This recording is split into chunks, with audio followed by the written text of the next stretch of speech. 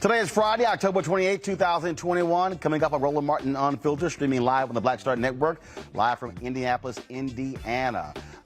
Civil rights leaders, they meet with Senator Joe Manchin over the For the People Act. The question is he going to do what's necessary to end the filibuster? We'll talk with Melanie Campbell, the National Coalition of Black Civic Participation, about that particular meeting. Also, it's a do not call list for cops. In Maryland, two states' attorneys have made it clear these cops have serious credibility issues and they will not call them to the witness stand in a significant number of cases. Also, the Supreme Court rescinds Oklahoma death row inmate Julius Jones' stay of execution. Now the countdown is on for his clemency hearing in that particular state as well. Also, NAACP, they're urging professional athletes not to sign with Texas teams. Why? We'll explain on the show as well. Plus, in my book club segment, I'm going to talk about a new book called Freedom to Discriminate, how Realtors Conspired to Segregate Housing and Divide America. It is a fascinating conversation. If you want to understand the housing crisis in America today, it all dates back to policies in the 40s, 50s, and 60s. Folks, you don't want to miss that. All of that. It's time to bring the funk on Roland Martin Unfiltered on the Black Star Network. Let's go. He's got it. Whatever the biz, he's on it. Whatever it is, he's got the scoop, the fact, the find. And when it breaks, he's right on time and it's rolling. Best believe he's knowing. Putting it down from sports to news to politics. With entertainment just for kicks, he's rolling. It's on go, roll, roll, y'all. It's Roland Martin, yeah. Rolling with Roland now. He's funky, he's fresh, he's real, the best, you know he's Roland Martin now.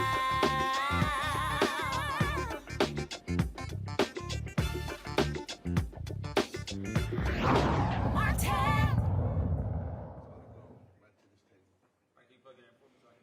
A number of leaders of historic civil rights organizations met with West Virginia Senator Joe Manchin about the issue of voting rights legislation. He, of course, has made it clear he does not want to end the filibuster. That's the only way it is going to get passed in the United States Senate. They met yesterday with the West Virginia Senator. Lots of pressure has been placed on him, as well as Arizona Senator Christian Sinema, when it comes to the For the People Act and the John Lewis Act. One of the folks who met with him is Melanie Campbell, who's the CEO of the National Coalition of Black Civic Participation. She joins us right now on the show. Melanie, glad to have you back. This has been one of several conversations y'all have had with Senator Manchin. Has he moved? Has he budged? Is he going to do anything on this issue? I am one to continue.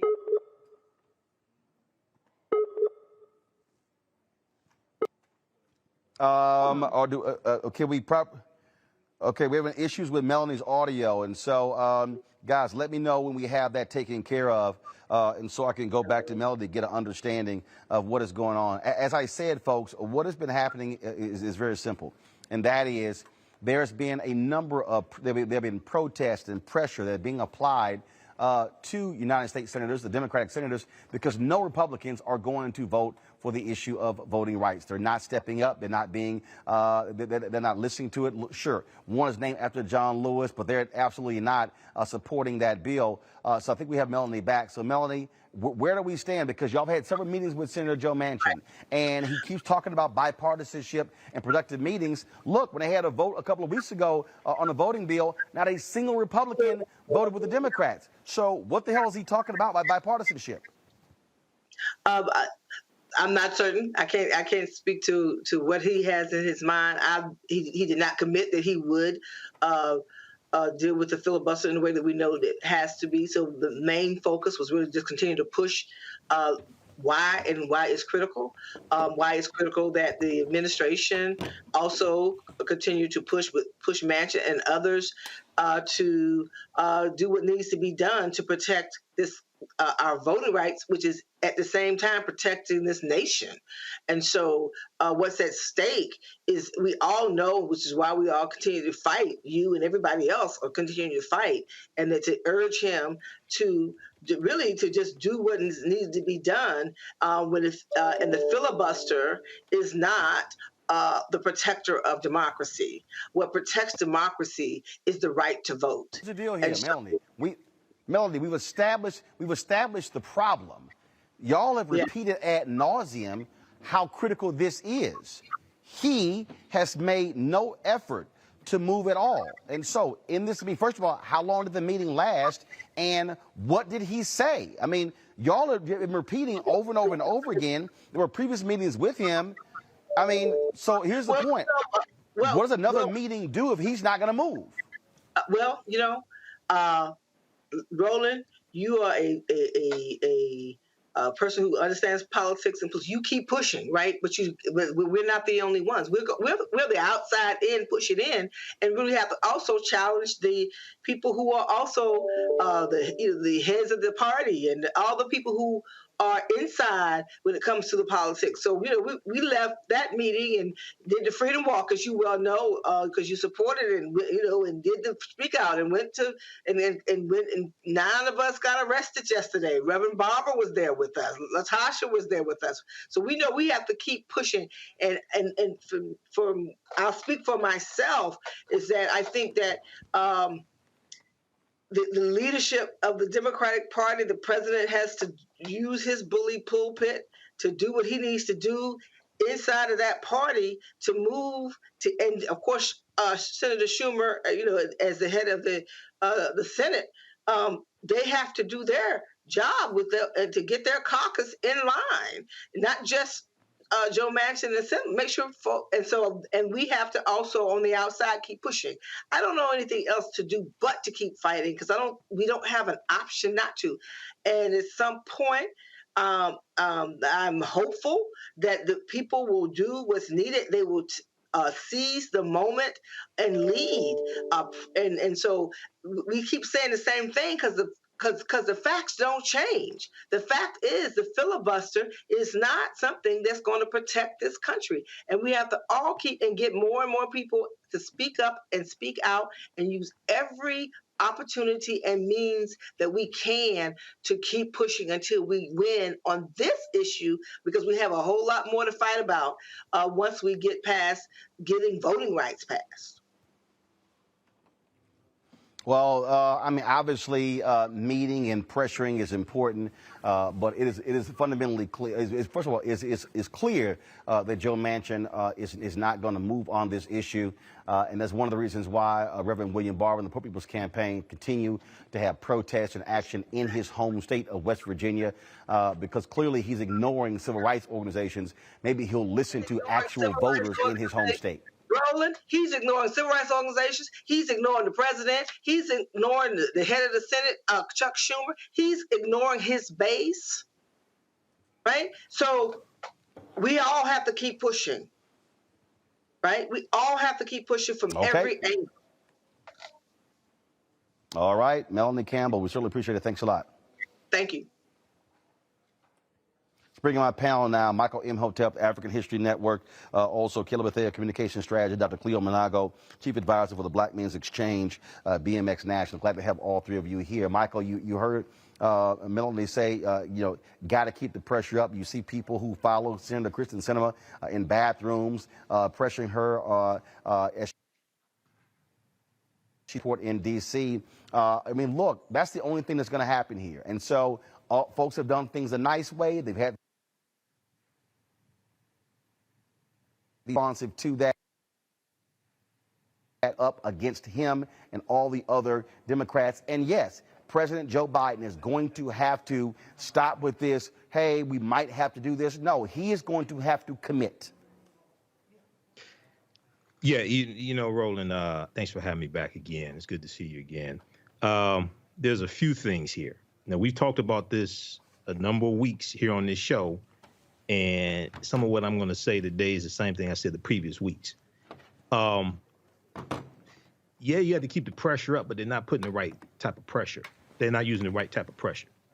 If we go back to 2015, Roland, when you had the transgender bathroom bill in the state of Indiana, corporations were tripping over themselves to come out and denounce the transgender bathroom bill, and they put economic pressure on the Indiana state legislature. They were threatening to cancel conventions in the state of Indiana. One convention was canceled, and within a week, the Indiana state legislature changed the bill because of economic pressure from corporations. Now, remember a few months ago, corporations were putting out statements here and there, but notice how silent they've been. And one of the things that's missing is putting economic pressure on corporations. And one of the things that needs to happen is I remember back when Cindy Hyde-Smith was running against Mike Espy in Mississippi for a senator. ProPublica put out a list of corporations that donated to Cindy Hyde-Smith. This is when she made those public hanging comments. And this caused a furor. Now, she still won, but this put pressure on corporations. So, one, we need to look at the corporations. FEC.gov has the list of corporations that donated to Joe Manchin and Kristen Sinema's campaign.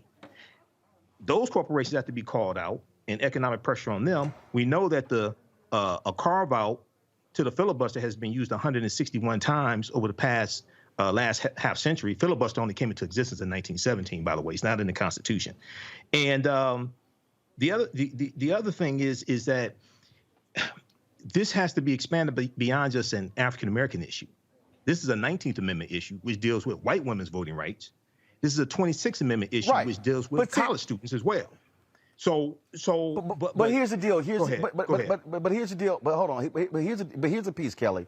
Mark Elias tweeted this the other day as well. He said, "Hey, what happened to Michael's point? What happened to all these companies that were going to, and these law firms that were going to have this major effort? And in fact, you had Ken Frazier, the brother who was the CEO of one of the pharmaceutical companies. You had Ken Chenault. People were lauding them for what pressure they were putting on. Well, where in the hell have they gone?" I couldn't tell you, because right now it just feels like everything is stalled because of Manchin and Sinema.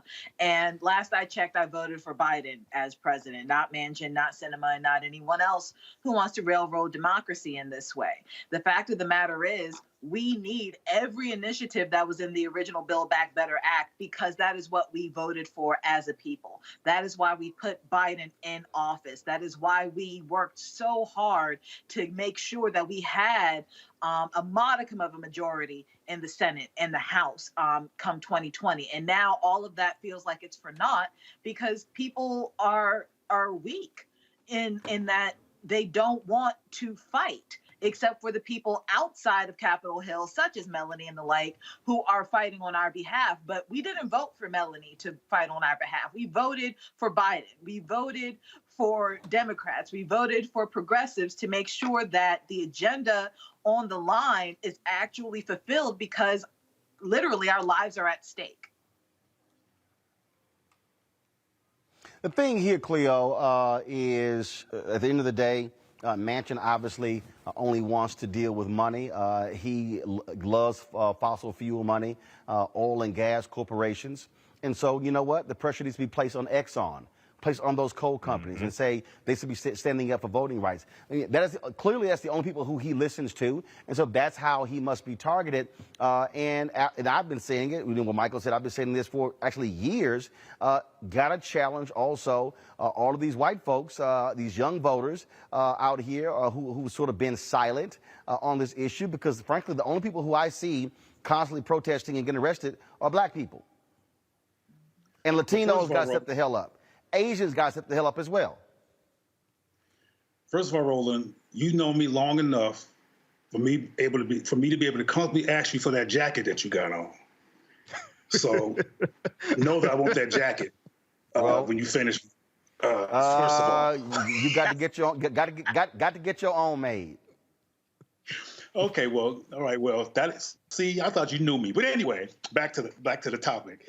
I agree with both of the panelists, particularly Mr. Hotep, who referenced to begin his comments on how the trans issue became an issue that everybody got behind in terms of supporting that, bathrooms, et cetera. It became a policy, a structural issue relatively quickly. But what I keep hearing, and maybe there's more that I could have heard, but I keep hearing Biden, and Biden needs to step up. But the LGBT community and the people that had bathrooms changed, et cetera, don't care who's president in terms of that being their only focus of who they talk to get what they want. As Michael mentioned, and as I mentioned in previous shows, they have a machine. They have a consistent machine that is relentless and focused no matter who's in the White House. As a matter of fact, most people who are trying to get in the White House reference that machine to make sure they're in good with it, because they know that the machine is powerful. And that machine is omnipresent. It's in Congress. It's in every part of human life. But we don't have Black people in every part of human life who are courageous enough to care about Black people to that point. And that's one of our problems. And along with problem-solving conversation, we need to look at what I call it the trance that Black people are in, including Black people who are in Congress, et cetera. We are in a trance that paralyzes us, where we only go so far. And when the white person doesn't support us, we give up and go back into this paralysis or back into the trance. Like you said, Roland, these corporations and all these other people who like dollars need to feel concerned about what Black people will do and won't do, what Black people will and will not support. They need to be afraid of us. But for us to create that kind of reaction to us, we have to love ourselves more and be more and value Black people and value Black power and stop tiptoeing and worry about white gaze. I mean white G-A-Z-E this time, not white G-A-Y-S, because that's part of what's going on. Right. We have an unconscious anxiety around hurting white folks' feelings, and the people who have power and get what they want in this country, they don't have that anxiety. That includes the All right, LGBT. folks, hold tight 1 second. Got to go to a break. Hold tight 1 second. Got to go to a break. We come back. We're going to talk about cops in Maryland who, frankly, are so untrustworthy. 2 states' attorneys will not even call many of them to the witness stand when these cases go to trial. We'll talk with one of those states' attorneys next on Roland Martin Unfiltered, broadcasting live from Indianapolis on the Black Star Network.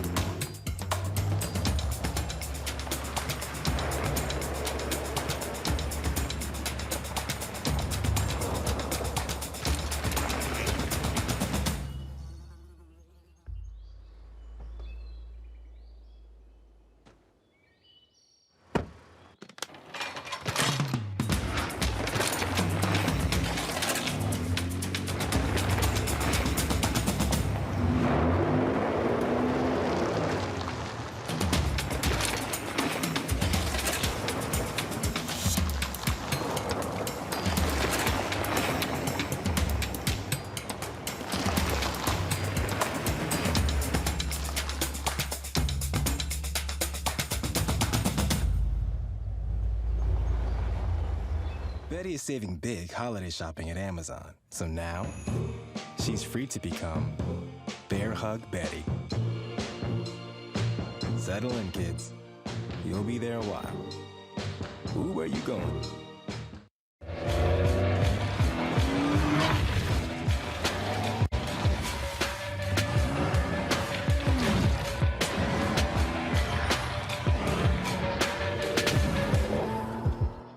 Peace and love, everybody. I'm Purple Wonder Love. Hey, I'm Donnie Simpson. What's up? I'm Lance Gross, and you're watching Roland Martin Unfiltered.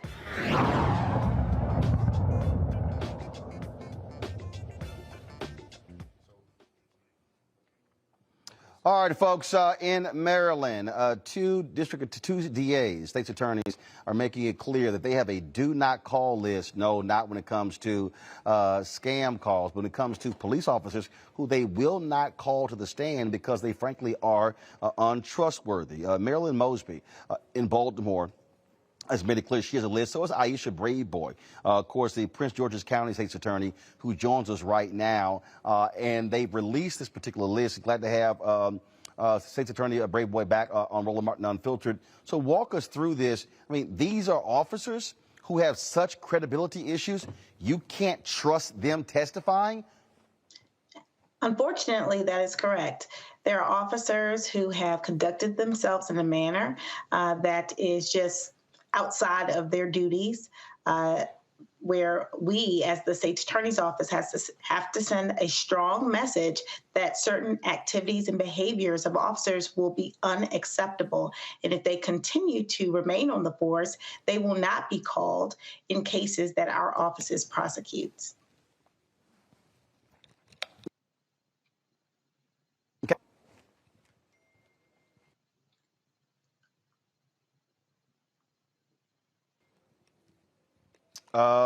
Can you, when you say behavior, what does that mean? So there are officers who have lied in cases, lied to get people arrested. There are officers who are racist, homophobic, and sexist. And these officers do not represent the vast majority of officers on our police departments. They disrespect their profession and their oath of office. And so from our perspective, that these are people who have disqualified themselves from serving our communities, and we will not call them to testify as witnesses in our cases. What are these chiefs saying? How are these folks still even on the force? Well, that's a very good question. I think that when we sent a notice to the police department earlier this year that we would no longer be calling these individuals, I want to commend our department and our administration for removing these officers from the streets. Now, what they decide to do with them is their choice. What we have said is that we will not call them. And so they are no longer actively participating in cases because the department knows that we are not calling them as witnesses. So they would certainly be problematic if they were handling cases, arresting individuals, or filing police reports. How many are we talking in Prince George's County? How many in Baltimore? We have about 57 in Prince George's County. The majority of them are not active officers, but we believed it was important to have our entire list available because some of these officers will try to go to different departments to get jobs. And so we want to ensure that everyone understands that these officers are not credible individuals, that they should not be trusted, and that they have again, disqualified themselves from serving in this capacity in our communities. And so we have about 57 officers, about 12 from our municipalities, and the rest are Prince George's County police officers.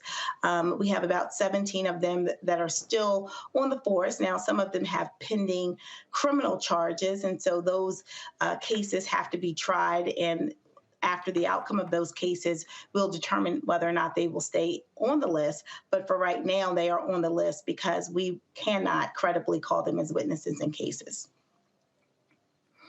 All right. State's Attorney Aisha Bradeboy, we certainly appreciate it. Thanks a lot. Thank you very much. All right, Kelly, this is the kind of stuff when we talk about, all these people who get mad about defund the police. It's amazingly how silent they are when you have district attorneys who make it clear they cannot trust what these individuals have to say.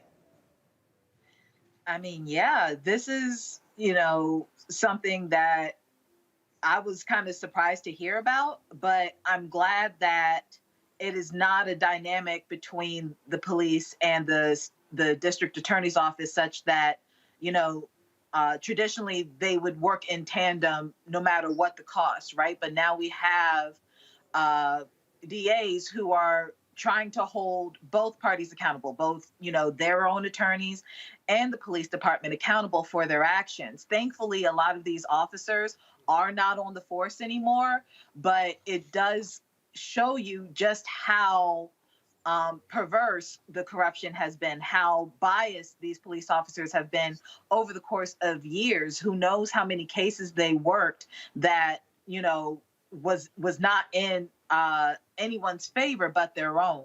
So I'm interested to see what the outcome of future cases are going to be now that this list is out there, and just how accountable both parties will be to the public. Well, and was interesting, again, as I said, Cleo, when you have these police unions who get real quiet about this, all of these folks who holler back the blue, it's amazing how quiet they are as well. Well, this makes me smile because even though Mosby is everybody's legal force and source, she symbolizes what Black power looks like and symbolizes what happens when somebody who cares about Black people are in a decision-making role that impacts policy and how things are rolled out. Because even though her job is to take care of everybody, and she does, she's inspired by the murder of Gray and these other and what happened to those cops and the constant discovery of corruption among cops, and she's not having it. And I am aware of other people in her position across the country who are having it, who do allow this. So it's just wonderful that this is what Black power looks like. Black power is responsible for everybody, but that ensures that issues that are disproportionately affected us are taken care of. And this is why she's controversial. And this is why she's always dealing with petty stuff, like she did something wrong by owning property somewhere on the planet, which is not illegal. So I just want to underscore that that's why she's controversial, and underscore that this is what Black power looks like and why it's important to look at voting from a local level instead of waiting for the next Biden, whatever people are going to jump behind for the president, and look at what happens when these people like her can make decisions for us. And of Michael, course, the thing here when we talk about accountability, and then also folks talk about credibility and trust the police, and folks want to give them even more power. I mean, not a single one of these officers should have a badge and a gun when you say that a prosecutor cannot trust putting them on the stand. I remember in Chicago last year where there was a judge that got sick and tired of, and he literally reported to the oversight board of 8 cops who consistently lied on his stand. And he said, how are the people still on the force? I mean, this was a judge who said they kept lying. This wasn't the jury, this was the judge who said he got sick and tired of it as well. I mean, this is pervasive, but again, it's oh no, they're just a few bad apples. Well, Roland, right here we have 91 bad apples. I don't know how many barrels these bad apples are in, but you have 91. And this is, to hit on Cleo's point, this is an example of how elections have consequences. These prosecutors, and this is something people have been realizing over the past few years, prosecutors are elected. These bad prosecutors, you can vote them out of office, okay? Yep. 67 have been convicted of crimes or face internal affairs investigations, but you got 23 that have pending criminal cases. So one of the questions I ask is like, okay, so wait a second, these officers that have been convicted, are there cases being investigated where they've gotten people convicted and they testified previously? Is that being investigated? And this is another example of why many of us need to apply to these police departments and become the officers that we say we want to see. It's clearly some bad people out there, some bad officers out there. And there's a system like the Fraternal Order Police and some police unions that protect these bad officers. So this is good. We need more prosecutors like Marilyn Mosby, but also when these officers get convicted and things like this, we need to have the right people to take these officers' place, as well as the white supremacists who keep getting kicked out of police departments, some of them as well. Absolutely. I just, again, to watch this consistently unfold is amazing, and it just continues and continues and continues. And again, you hear all the cute excuses of what we can and cannot do and what we shouldn't do. But bottom line here, action has to be taken. All right, I got to go to a real quick break. We're going to come back to Indianapolis, where, of course, broadcasting. I'm here for the Stewart Speakers, the annual series. You have Dr. Eddie Glaude. I'm going to be moderating a panel with him and Alicia Garza. We're going to be live streaming that as well. But more news right when we come back on the Black Star Network. Oh, that spin class was brutal. Well, you can try using the Buick's massaging seat. Ooh, yeah, that's nice. Can I use Apple CarPlay to put some music on? Sure, it's wireless. Pick something we all like. Okay, hold on. What's your Buick's Wi-Fi password? Buick Envision 2021. Oh, you should pick something stronger. That's really predictable. That's a really tight spot. Don't worry. I used to hate parallel parking. Me too. Hey. Really outdid yourself. Yes, we did. The all-new Buick Envision, an SUV built around you, all of you. Once upon a time, there lived a princess with really long hair who was waiting for a prince to come save her. But really, who has time for that? Let's go. Feeling myself. I'm feeling She ordered herself a ladder with Prime one-day delivery, and she was out of there. I want some hood girls looking back at it and a good girl in my tax bracket. Now, her hairdressing empire is killing it. And the prince, well, who cares? Prime changes everything. Hi, I'm Eric Nolan. I'm Shantae Moore. Hi, my name is LaToya Luckett, and you're watching Roland Martin Unfiltered.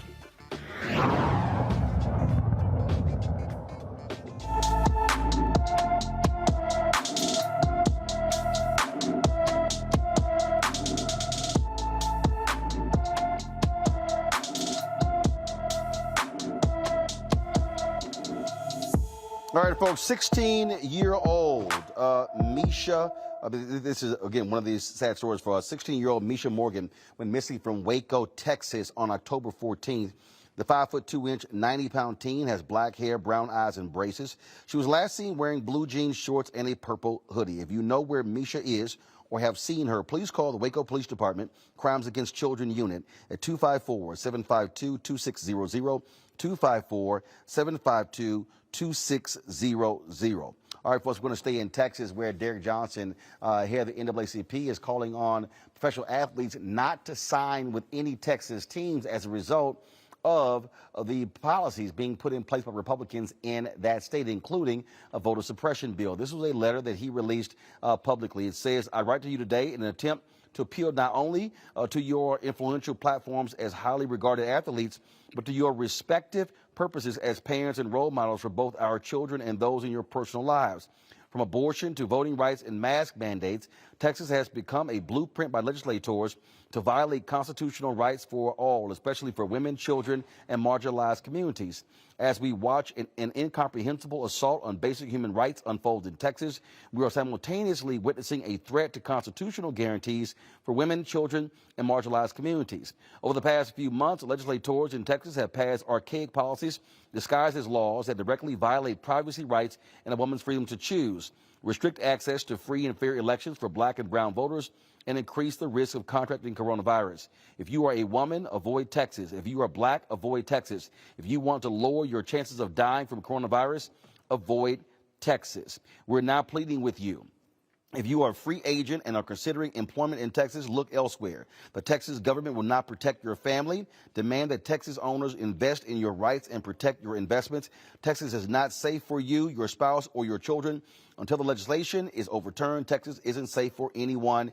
And the teams mentioned include the Houston Astros and Texas Rangers in Major League Baseball, the Houston Texans and Dallas Cowboys of the NFL, the Houston Rockets, Dallas Mavericks, San Antonio Spurs of the NBA, Dallas Stars of the NHL, and the Dallas Wings in the WNBA. Cleo, what do you make of this letter from Derek Johnson trying to appeal to professional athletes not to sign with Texas teams? It's pretty powerful. I mean, he broke it all down. He made it real clear that people should think about what they do and look at the consequences of being in Texas. I didn't realize being in Texas was that dangerous. Are you in danger? Am I in danger? Bro? No, I'm not in danger, Yeah. but I do have a significant problem. But I do have a significant problem with what's happening in the state capitol there. And here, and I get Derek's point in terms of the free agents, but here's what I want to know: will the NAACP directly challenge those teams? Will Derek call on the Texas State Conference and their chapters to launch massive protests in front of the offices of every single one of those professional teams? Are they going to demand that the owners say something and do something? And so I get the whole deal with the agents, but I want to know, is he going to deploy the NAACP and their branches to initiate, again, massive protests all across the state, in Austin, in Houston, in Dallas, in San Antonio. When was the last time they've done something like that? Has it ever happened? Don't know. Yeah, Okay, it has happened in terms of simultaneous protest. But again, a letter is one thing to the agents, but to me, there should be mass mobilization, specifically targeting the teams and targeting the owners, demanding that they use their power and influence on the folks in Austin.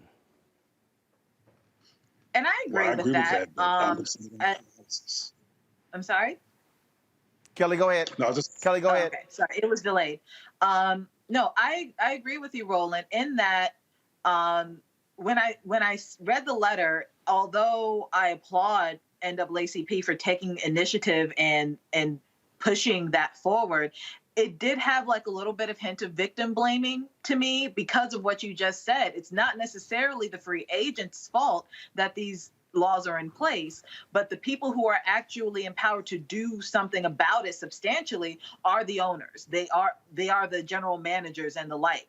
So like you said, unless NAACP is going to them regarding this matter and pushing that they lobby on behalf of who they represent, more or less, by way of being a sports team, I don't see how it would be much of an impact if the free agents do it. And in fact, Michael, if you look at all of those teams, those stadiums that were built for them, taxpayer dollars.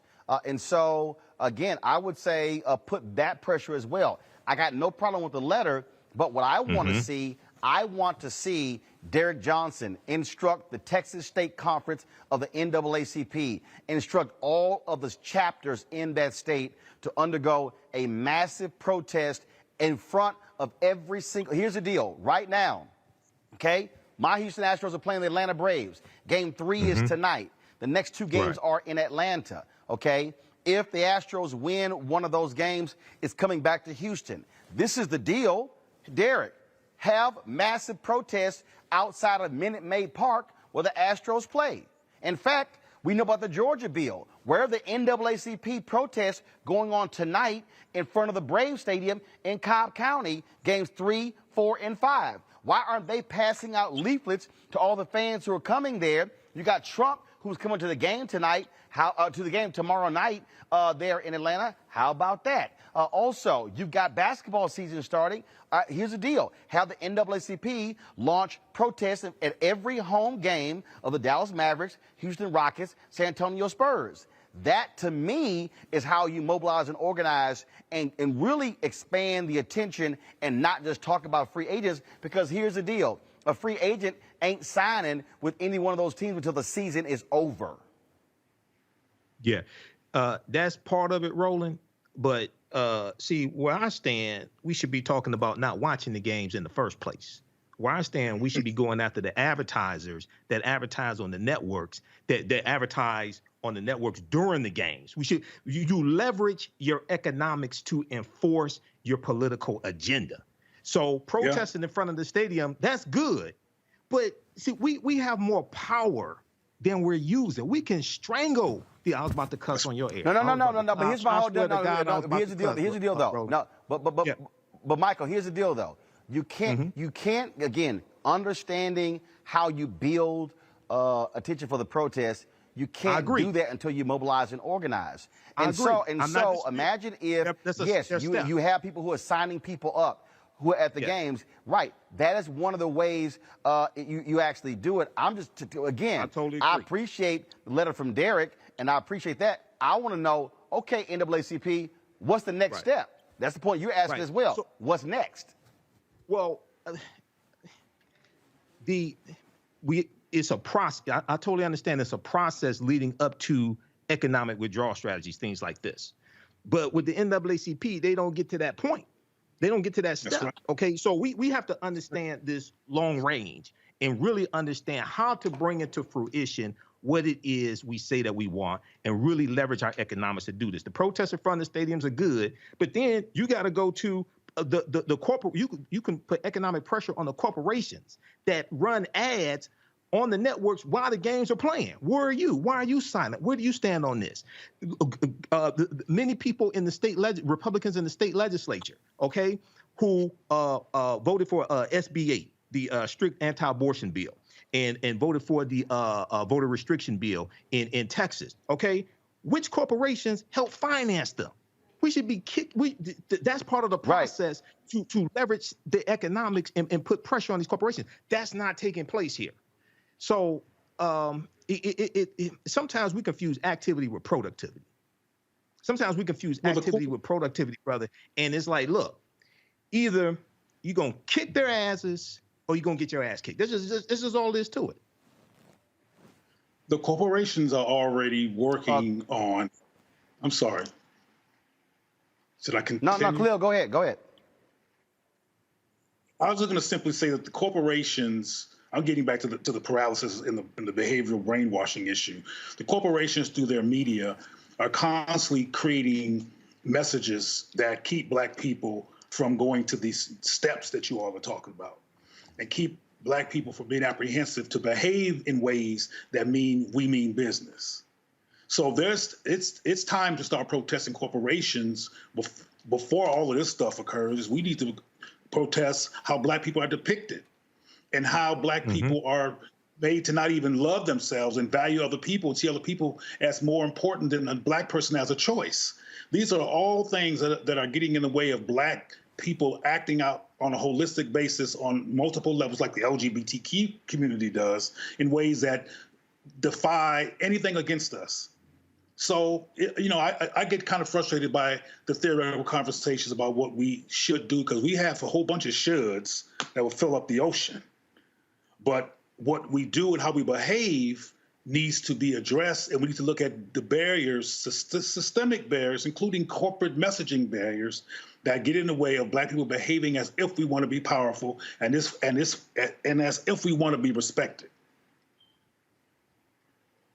Absolutely. All right, folks, hold tight 1 second. Going to go to break. We come back. I'm going to tell you about the Julius Jones case, give you an update on that in Oklahoma, as well as them moving forward with an execution last night that went wrong again. That's next. Roland Martin Unfiltered on the Black Star Network, broadcasting live from Indianapolis, Indiana. Back in a moment.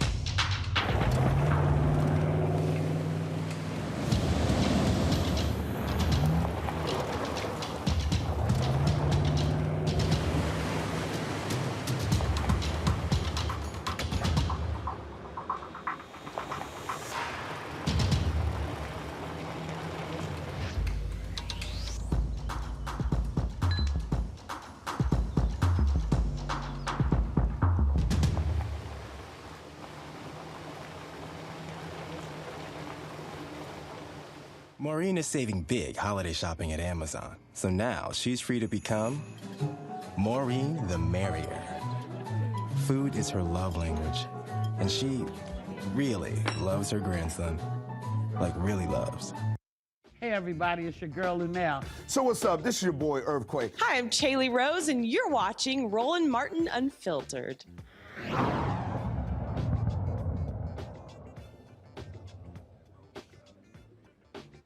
All right, folks, a New York State trooper faces several felony charges for killing an 11-year-old Black girl after ramming his police vehicle into her family's car.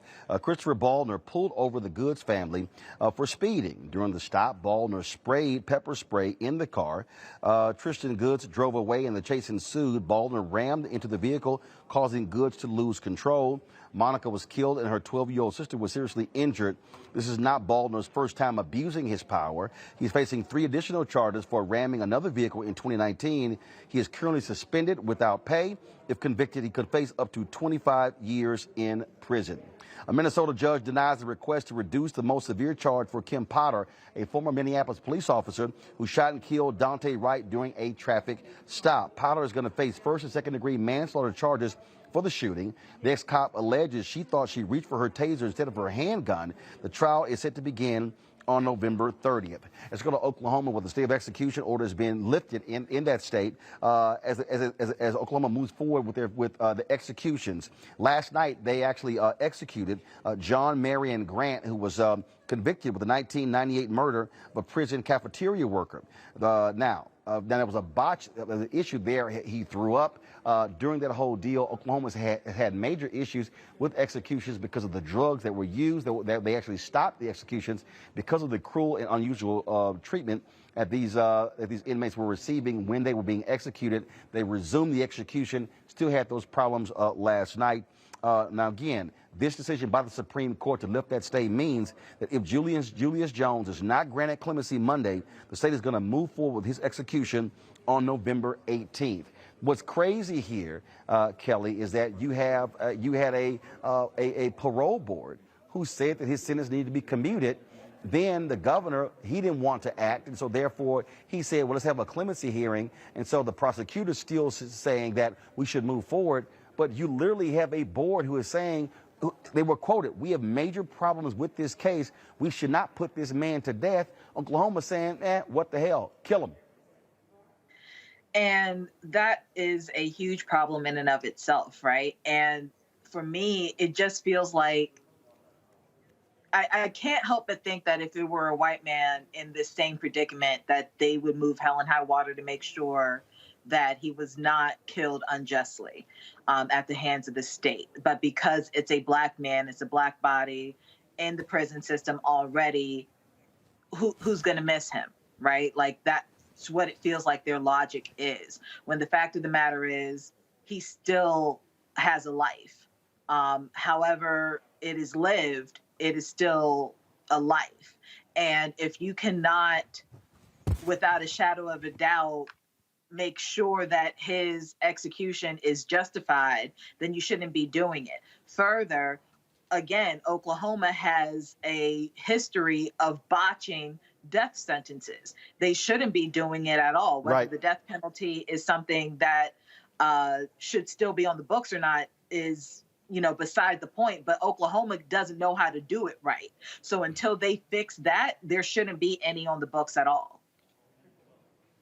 And this is why people, Cleo, say there should not be the death penalty, because when there is doubt, we should not be sending someone to the death, because you know what? After death, there is no coming back from that. That's finality. Well, this is an issue of the luck of the draw, as far as I'm concerned, because and often this doesn't happen to poor people, and economically, often that's black people, but not all the time, I should say. But what I mean by the luck of the draw is when people are lucky, they get the assistance of, like the Innocence Project and other projects to help get people out who don't deserve to be killed. And of course, it's logical to say that if we're not sure of what they've done, they shouldn't be killed. However, that stuff doesn't matter. What matters is what kind of cards that the person is playing and what's there for them to have to deal with. When it comes to the death penalty as a phenomena, I'm mixed on it. I'm not mixed about the fact that it's mostly black men who are victimized by it, because this is a racist system that victimizes black men. And I used to, once upon a time when I was younger and more naive, be totally against the death penalty. I'm not anymore. Some folks need to be up out of here because of some horrible things that they did. However, what occurs in the final analysis is simply based on what they have to their disposal. And unfortunately, a lot of these people don't have powerful law protection on their side. So it's a sad situation when someone who is put to death didn't do it. But how do you know until you do the proper investigation? Michael. Okay, bro. I think you called me. Yeah. I was reading about this. I did, Michael. Okay. Yeah, your voice was fading. Your voice was fading. It was hard to hear you, Roland. There's a delay. Okay, I was reading first of all, about this. you never heard anyone say my voice fades. Your voice was fading. Okay. Don't get him started, Michael. But Don't get him started. this is Oklahoma #1. Okay, this is where Tulsa, Oklahoma is. This is where the Tulsa Race Massacre was. But I was reading about this, and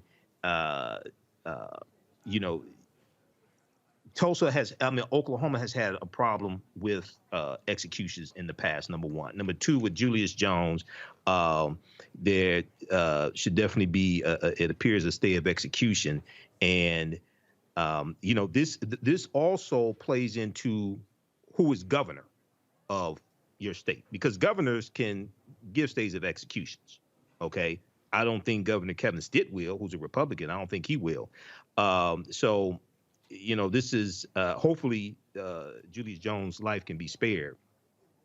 But and I'm one that, because African Americans, one of the reasons, because African Americans disproportionately make up those on death row, okay, and also we see many instances where you have African American men that have been in prison 20, 25 years, and then come to find out they were innocent and they're let go. This is one of the reasons why I'm against the death penalty, but I do make exceptions for like Dylan Roof or somebody like that, so, but hopefully Julius Jones' life can be spared on this one. All right, folks, some sad news out of Atlanta, where a bright light in the journalist community has passed away. It was announced this morning that Jovita Moore, a longtime anchor at WSB TV in Atlanta, died after a 7-month battle with brain cancer. She was diagnosed, they found 2 masses 7 months ago. She was diagnosed 3 months ago with brain cancer. She, of course, has won a number of Emmy Awards. So many people have been expressing their shock and dismay at this news. Many folks were praying for her and pulling for her, but again, to go from getting the news of 7 months ago, having 2 masses, to now passing away. She was an active member of the National Association of Black Journalists. I would often see her at our conventions. She was an lifetime member of the Atlanta Association of Black Journalists, and certainly was a mentor for many young and upcoming journalists. She is survived by her mother, 2 children, as well as her stepdaughter, Jovita Moore, dead at the age of 53. And so certainly condolences go out to her family, her WSB family, her NABJ family, and all those who knew and loved her. She was a really sweet sister. Always had a great smile. Last time I saw her was at the opening of Tyler Perry's studios when he had his gala weekend. And so we had a chance to catch up. That was in October of 2019.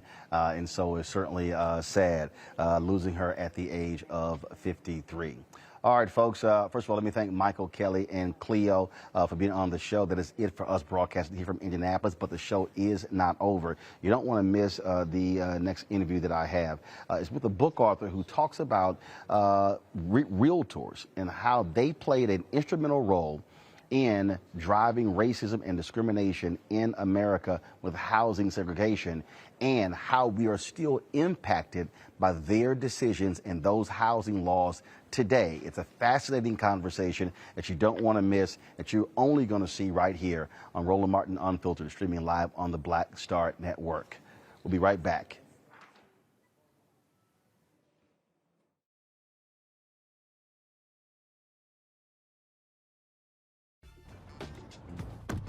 Oh, that spin class was brutal. Well, you can try using the Buick's massaging seat. Ooh, yeah, that's nice.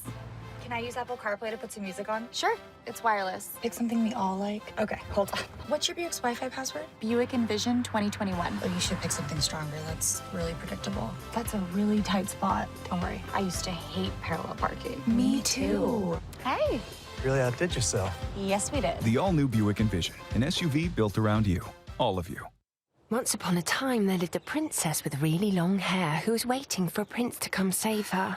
But really, who has time for that? Let's go. Feeling myself. I'm feeling She ordered herself a ladder with Prime one-day delivery, and she was out of there. I want some hood girls looking back at it, and a good girl in my tax bracket. Now, her hairdressing empire is killing it. And the prince, well, who cares? Prime changed everything. I'm Chrisette Michelle. Hi, I'm Chaley Rose, and you're watching Roland Martin Unfiltered.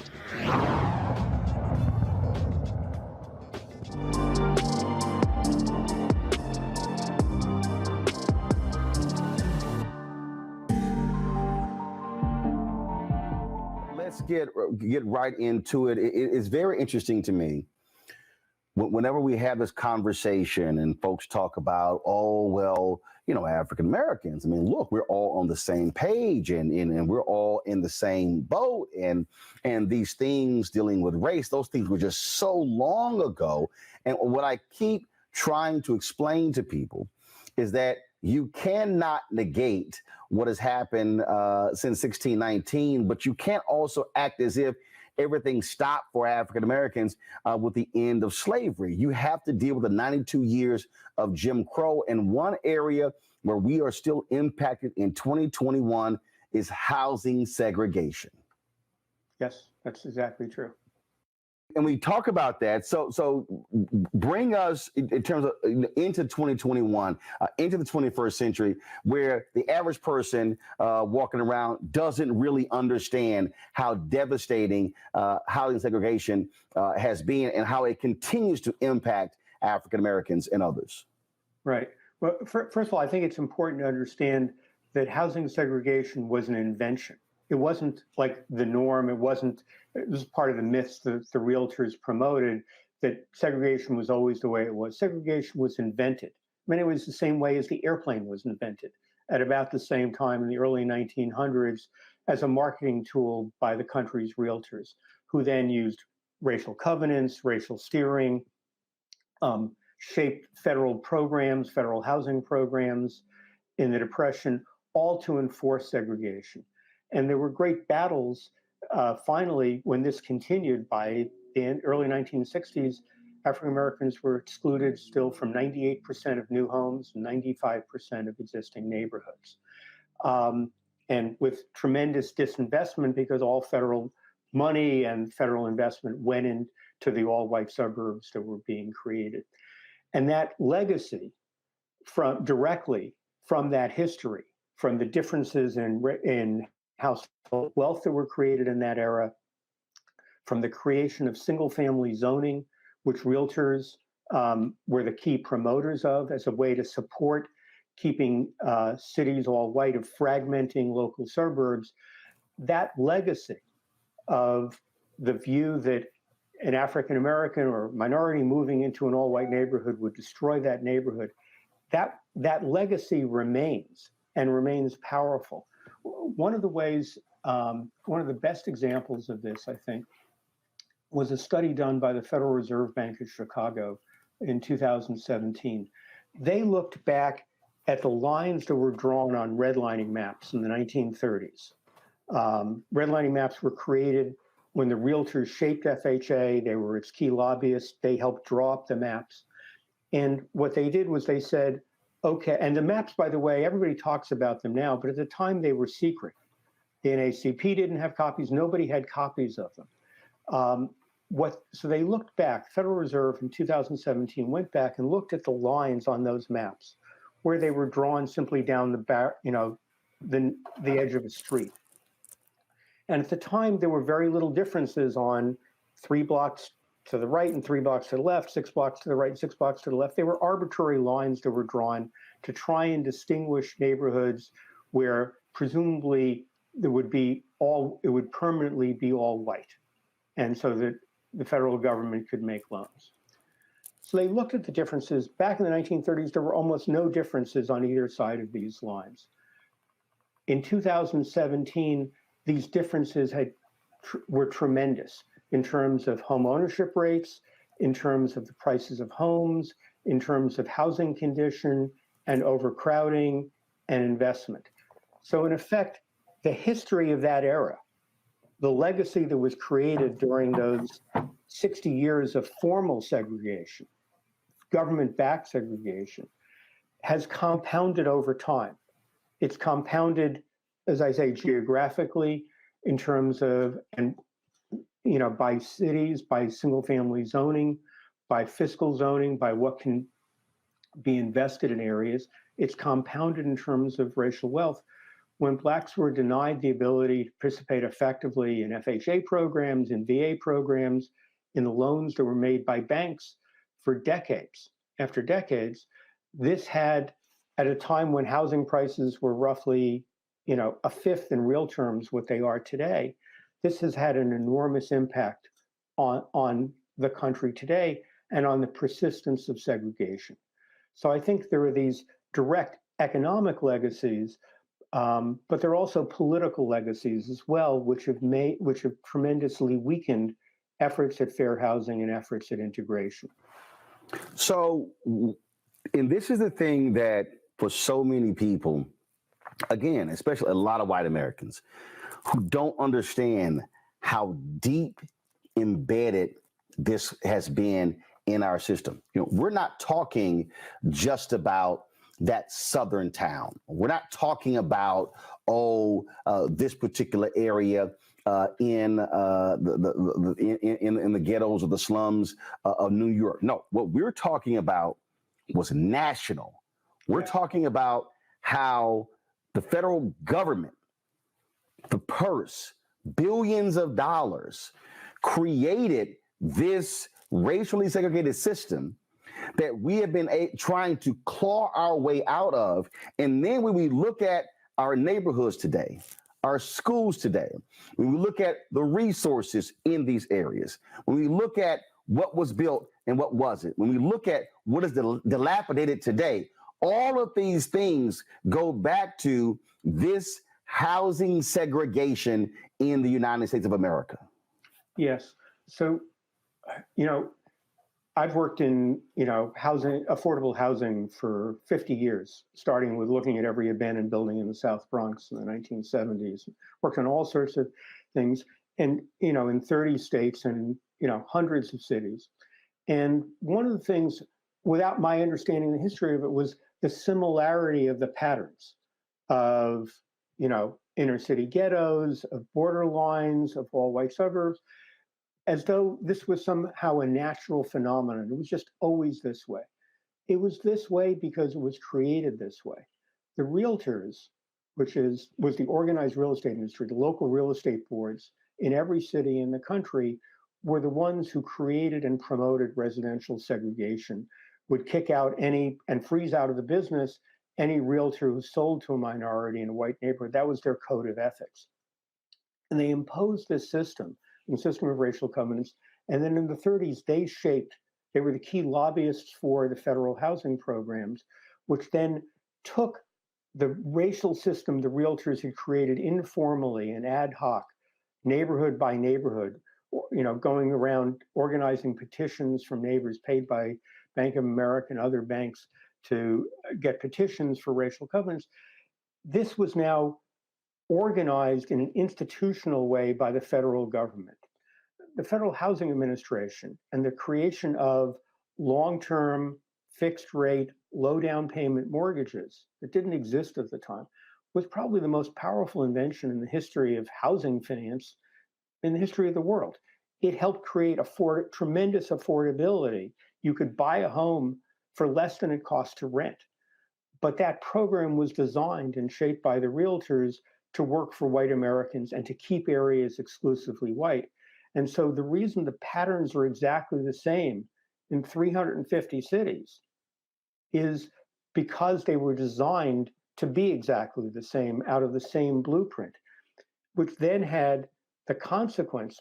Picture the 1930s when, if you're a developer, if you're a builder, and you're building, you can get an FHA commitment only if you show you have racial covenants or you're in far off suburbs, far from any minorities.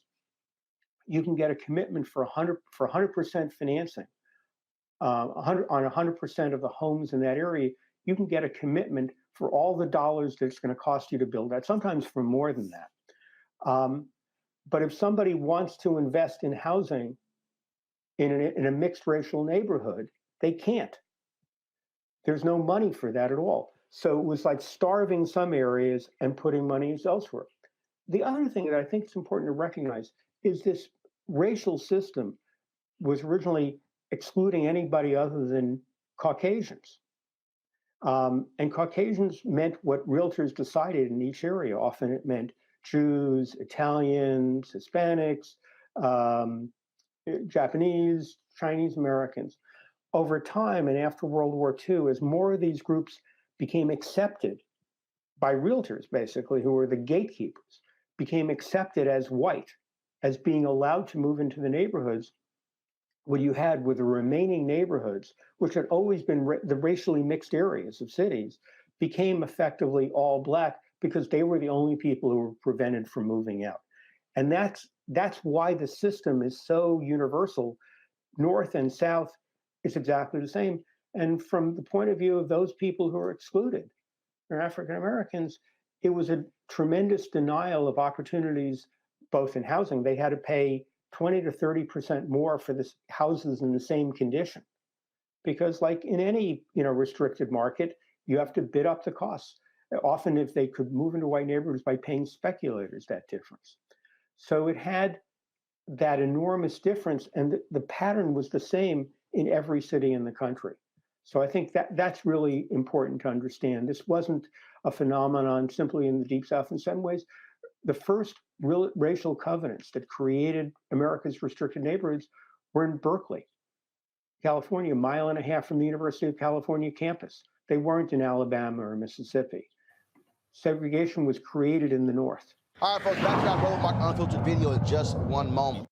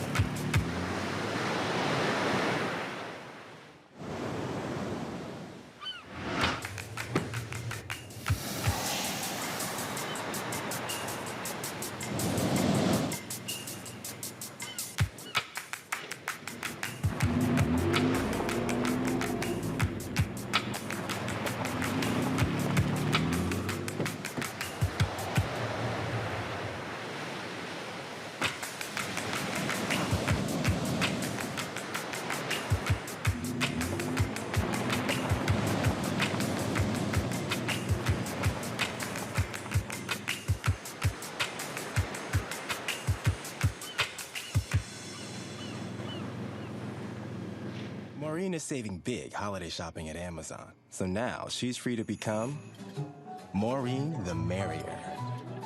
Food is her love language. And she really loves her grandson. Like really loves. I'm Dion Cole, and you're watching Roland Martin Unfiltered. Stay woke. I'm back to your Roland Martin Unfiltered video.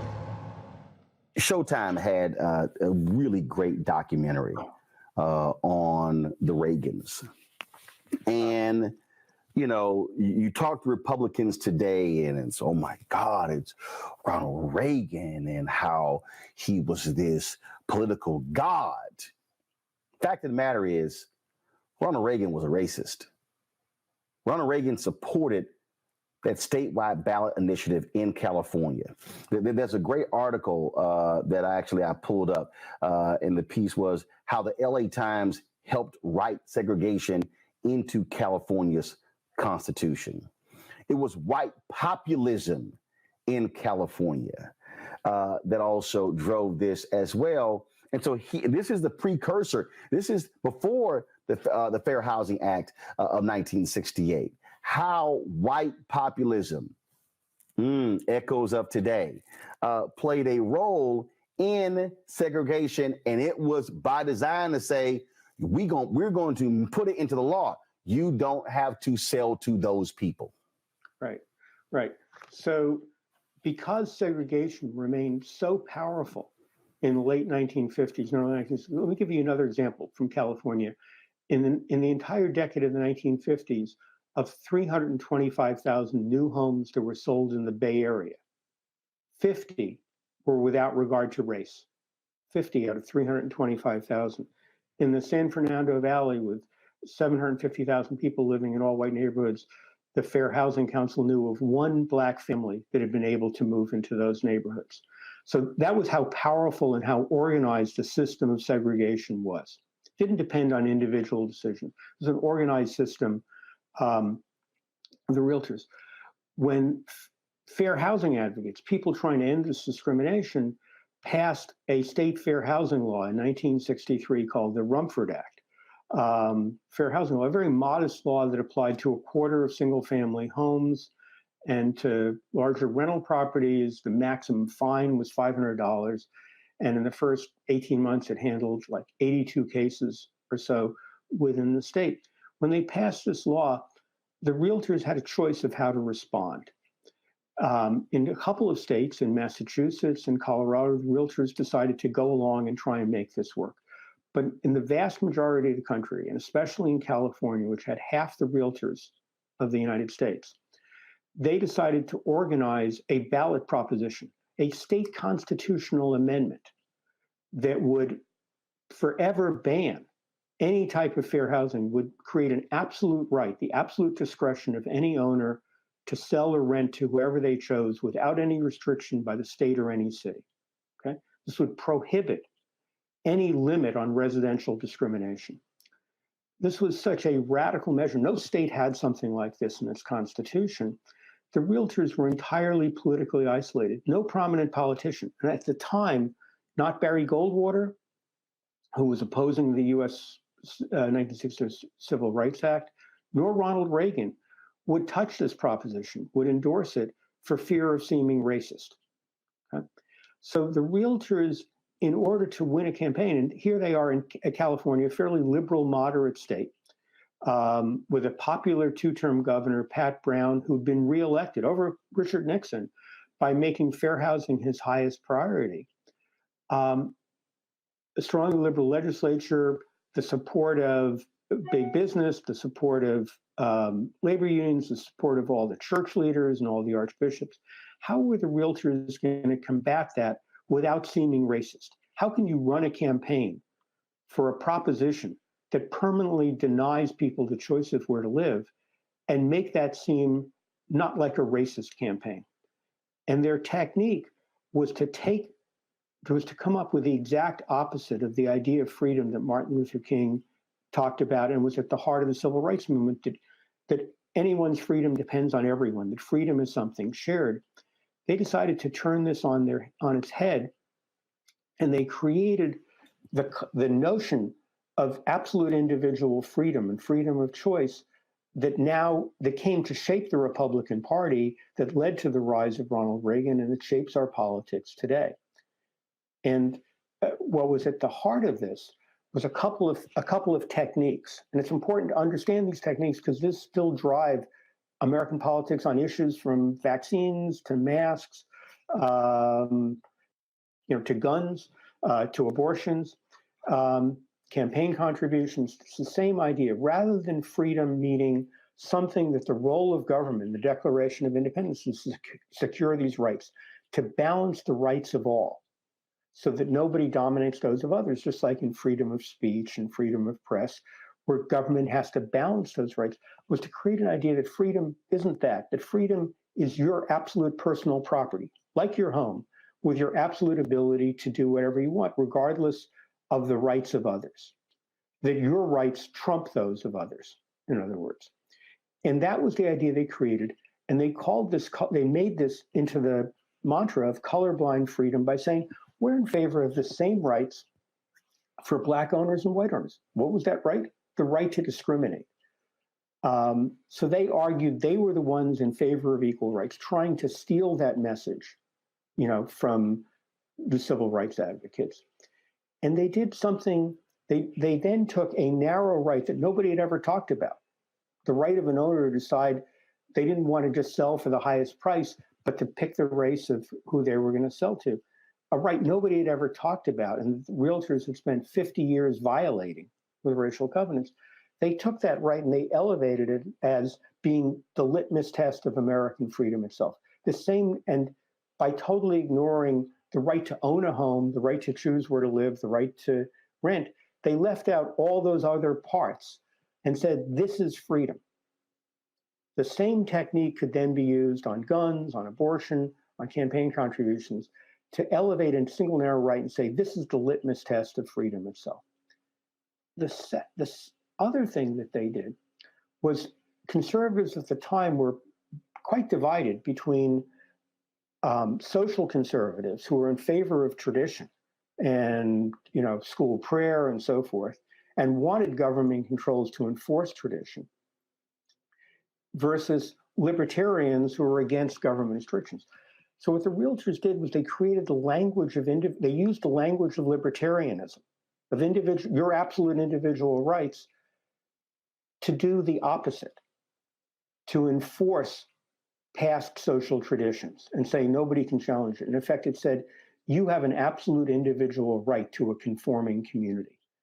And that's what we see today throughout this. And by creating a racially neutral language of freedom, they created the ideology for what became a new Republican Party. In 1964, 80% of Republican Congress, more than Democrats, voted for the Civil Rights Act and voted for the Voting Rights Act. This was a new Republican Party emerged, one that had first been designed in the late 1940s by Charles Wallace Collins, a Southern racist banking lawyer, to say if Jim Crow was going to be preserved, they needed the Southern Democrats needed to leave the Democratic Party and join with those Republicans who would agree to not want to restrict local control of civil rights in return for the federal government being kept out of business regulation. That party became possible in the mid-1960s. And in the midst of Goldwater's debacle, this ideology became that ideology, and Ronald Reagan picked up the language of the Realtors. He didn't support Proposition 14, the Realtors proposition, at the time, because he was afraid of being seen racist. 2 years later, it proved popular, won 65% of the vote, 75% of the white vote at the height of American liberalism. Reagan then, when it was declared unconstitutional by the Supreme Court, he picked up the Realtors language. He said, if an individual wants to discriminate against a Negro in selling or renting his house, it's his right to do so. It's his absolute freedom. And he was sort of an amateur of trying to find a message. This idea of freedom provided his message. And that's what you're laying out, and this is important, Gene. Yeah. And this is why I want to go beyond just the Realtors. So what you're saying is that if you take this issue, you take Senator Barry Goldwater's campaign against the Civil Rights Act, and a lot of people don't understand that the likes of William F. Buckley and other conservatives were in support of civil rights, but it was Goldwater's position, this notion of freedom, that shifted the party. That you take Goldwater's position, you take this proposition, you take Reagan embracing the language. That is what has established today's modern day Republican Party. Today's modern day Republican Party has been born out of supporting segregation. It came out of an idea that was designed to permanently divide Americans racially in terms of residential segregation. And they took this idea of using freedoms, your absolute right to permanently divide people, and they applied this to everything.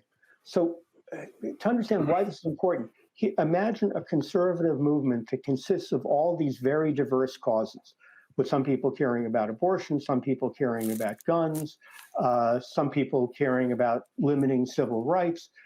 You had all these or campaign contributions, or the Koch brothers about business regulation, climate change, whatever. You have all these diverse issues. What unites them is the same vocabulary, the same idea that absolute freedom is what's at stake. And so instead of a sort of adventitious alliance of disparate groups that could break up easily over many issues, you had the same reinforcing message that liberal government is out there to take your freedom away. And it's the dynamic of that message that's driven this party, the Republican Party, so that only those people can aspire to lead it who endorse this and who view this. And so, when I look at, what's happened with vaccines and masks, for example, there's a sort of a new case of this. Why has this become such an issue? It's become such an issue because Republican leaders have no choice but using this idea of absolute freedom to oppose mask mandates and vaccine mandates. Here's DeSantis in Florida having campaigned and made his whole thing, the left is coming to take away your freedom. So he therefore has to violate the most basic conservative principles of local control of schools and employers deciding on how to treat their employees. He has to do those things to maintain that ideology. Here's Abbott in Texas, who's being run against on the right for his own mask mandates a year ago, having to oppose mask mandates. Here's Donald Trump told by his advisors it would be politically wise if there were mask mandates and support for masks during the presidential run. And his response is that would be off-brand. Right. Republican leaders are trapped by the message that's been created that has driven their party. This has become their only issue. And see, here's the thing. Here's the thing that is so important here. As what you laid out and what we're talking about, it is that notion, freedom. Even the use of that word, the juxtaposition is that here you had a Black freedom movement, the civil rights movement, that was based upon freedom. Yes. But then you had this appeal to white voters that essentially the Republican Party was saying, you're losing your freedoms because of them. Exactly. That your freedom depends on not giving rights to other people. It's the very opposite of the idea that freedom belongs to the country as a whole and freedom is shared and your freedom depends on others. And so what you have, it's like the paradox at the heart of American politics that nobody talks about. That if you ask Americans right and left across the political spectrum who disagree on almost everything, what's the highest value of the country? What's the purpose of the country? They'll all tell you the answer is freedom. But the assumption is that we're talking about the same thing. That when Ronald Reagan talked about freedom, he was talking somewhat more or less about what Jimmy Carter or Joe Biden or somebody might be meaning by freedom, saying nothing of Martin Luther King. Okay? But that's not true. And part of what the history in this book I've written about the history of segregation and the Realtors, part of this history shows this was deliberate. This was designed as an alternative political vocabulary precisely to oppose that of the civil rights movement. What you have are two opposite ideas of freedom. Part of where I come to in the book is to say, if you want to change this vocabulary, if you want to go back to, Martin Luther King used the word freedom 20 times in his speech at the March on Washington. He used equality once. This was a movement based on the power of the idea of freedom. Right. Because what King kept saying is, he said, in fact, he said it on April 3rd, 1968, when he said, be true to what you put on paper. And the whole movement was, America, we are going to force you to actually do what you put on paper. Because what's on paper is different from what you're actually doing in action. And when you think about, and to really broaden this thing, Gene, is that what people don't understand, that this period was also the advance in the beginning, the underpinning of these conservative foundations. Heritage Foundation, Scaife Mellons, what they founded, all of these things, because they were also angry that it was the federal courts, which is also why the Republican Party has made an assault on the federal judiciary a major part of their focus, is because they were angered at the federal judges were taking their freedom. Right. The Heritage Foundation in 1984, 20 years after Proposition 14, said the secret to victory in civil rights for conservatives. They were writing this in 1984 as advice to the Reagan administration for their second term for the Justice Department. The secret to victory has been to redefine the terms. That Americans were in favor of equality, they were against segregation. So the key to victory has been for conservatives to redefine the terms. The most critical of those terms was the idea of freedom. That was the key to victory. And with the notion, and so, in some ways, where I started, that led me to this book was I was on a graduate human rights seminar at Stanford, and I asked the question of myself.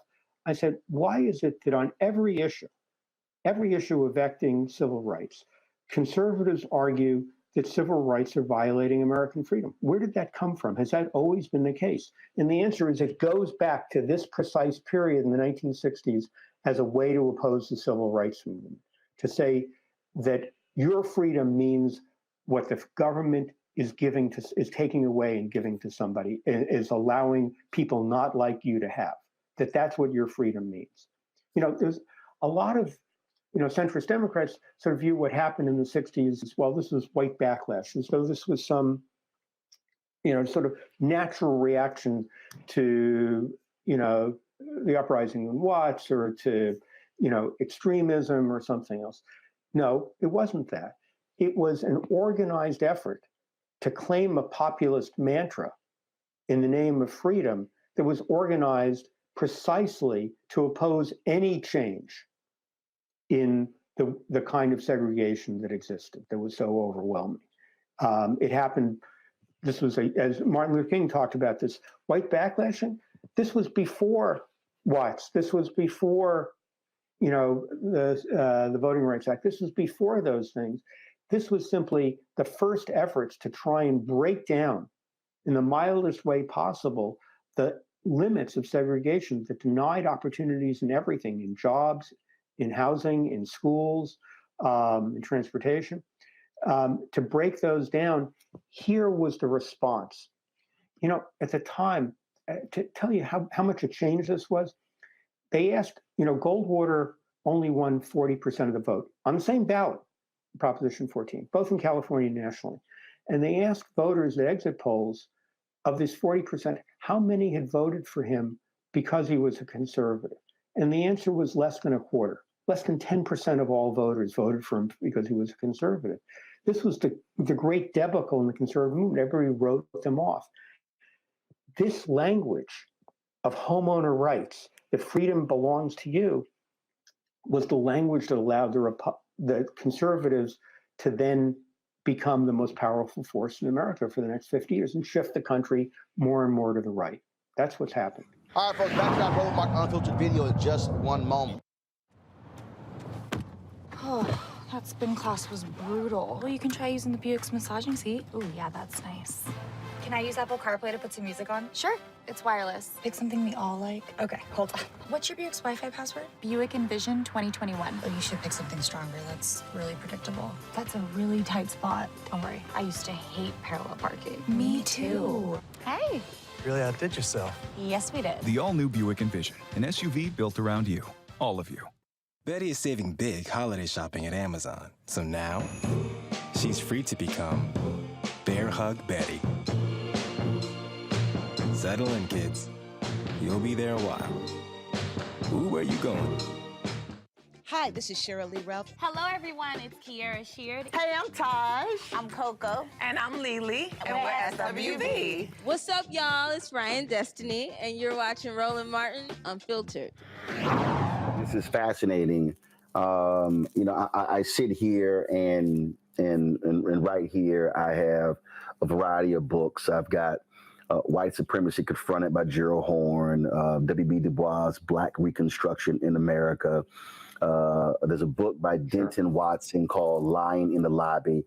It's about Clarence Mitchell and the NAACP.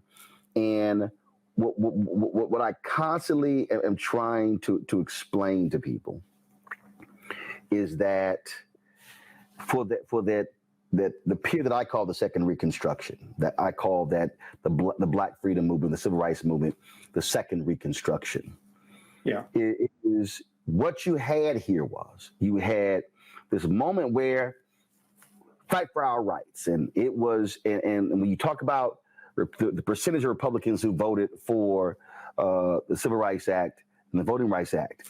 But I remind people, I remind them that that last one was the toughest.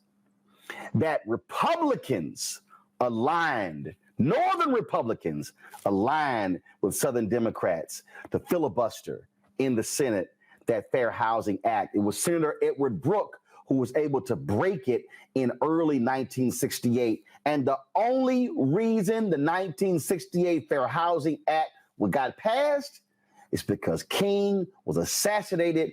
And on April 5th, LBJ sent a letter to the House saying, let's honor the life of this man and pass the Fair Housing Act. And that's when it was signed. It was signed 9 days later.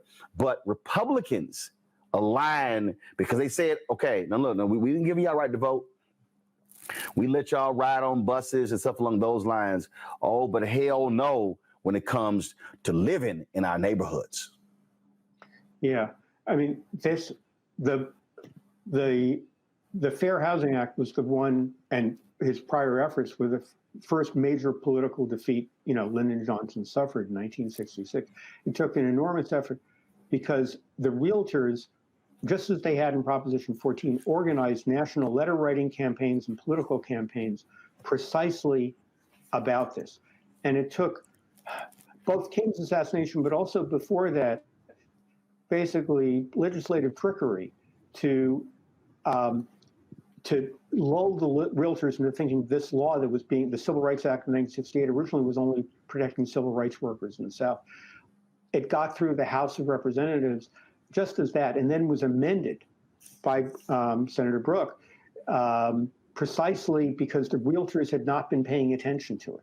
And then it got to the point, right? This was the whole strategy, was instead of having all the hearings and everything else, here's the biggest issue in some ways politically in the country. They had no hearings on this, nothing else. They just said, all right, just adding this to the law. Okay, and it was King's assassination that then made that, clearly possible.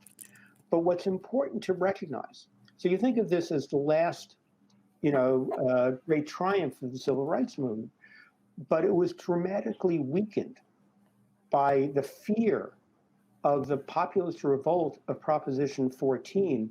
So by supporters as well as opponents, it got watered down. Funding was always very weak to it. It didn't have any administrative enforcement provision, which has been true. That's what the whole issue was in California over that law. And more important, to this day, fair housing has remained weak precisely because of the power of this idea of freedom to drive American politics further to the right. And so you look, if you ask why segregation persists in this country today, why African Americans still, making $75,000 a year live in neighborhoods where the median income is $20,000. Why does that happen? Why are they so excluded?